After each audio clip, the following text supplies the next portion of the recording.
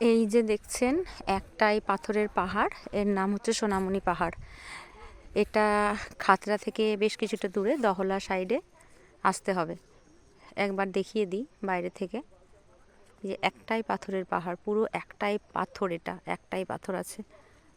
এই দেখুন কত বড়, কত লম্বা। এই যে এবার এই পাহাড়টার উপরে উঠব। এখানে পাহাড়ের উপরে ঠাকুর আছে, তাই জন্য এখানে জুতোটা খুলে রাখতে হবে। এবারে আমরা পাহাড়ের মধ্যে উঠছি। দেখুন এটা কিন্তু পুরোটাই একটাই পাথর, একটাই পাথরের পাহাড়।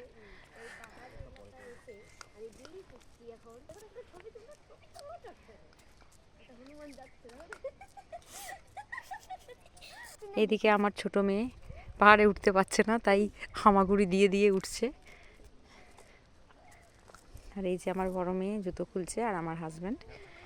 আমরা আজ 25শে ডিসেম্বর এখানেই এলাম বেড়াতে। আগে যদিও দেখেছি, তবুও আজ আরেকবার আসা।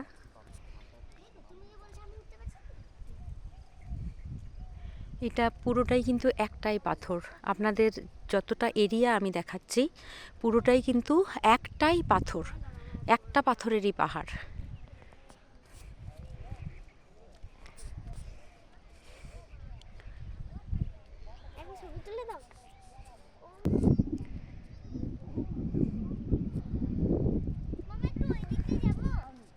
এই পাহাড়ে না আসলে বোঝা যাবে না যে পাহাড়টা কত বড়, আর একটাই পাথরের পাহাড়। ভাবা যায় না যে একটা পাথরের পাহাড় এত বড় হতে পারে।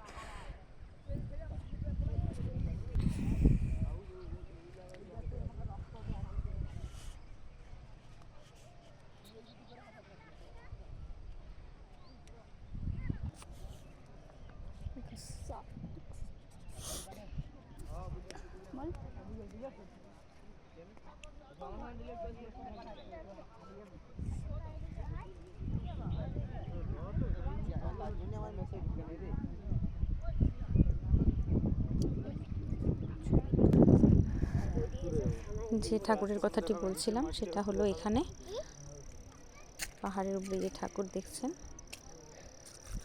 টোটাল এরিয়াটা আমি একটু দেখাচ্ছি। আমি এখন পাহাড়ের মাঝ বরাবর চলে এসেছি।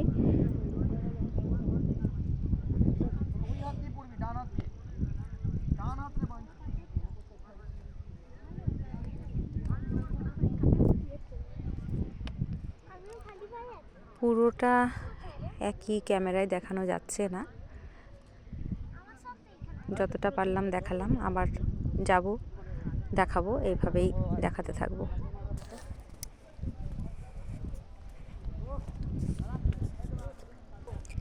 এইটা আবার পাহাড়ের অন্য একটা প্রান্তে চলে এলাম।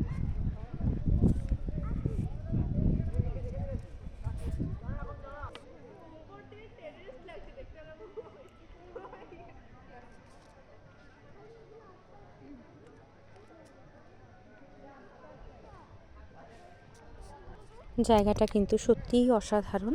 চারিপাশে গাছ, মাঝখানে একটা পাথর দিয়ে ঘেরা একটা পাহাড়।